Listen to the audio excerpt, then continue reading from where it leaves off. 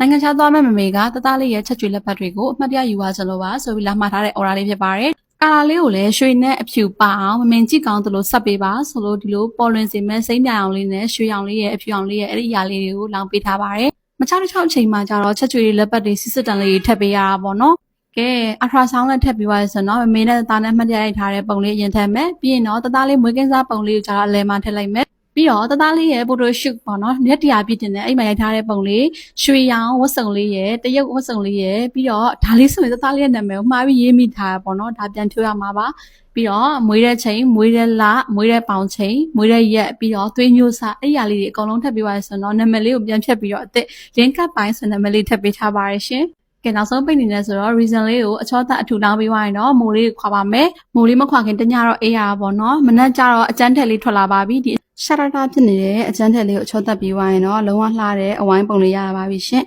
ကဲအခုဆိုရင်တော့ဘယ်နာသွားတဲသွားလို့ရမယ် stand လေးရပါပြီရှင်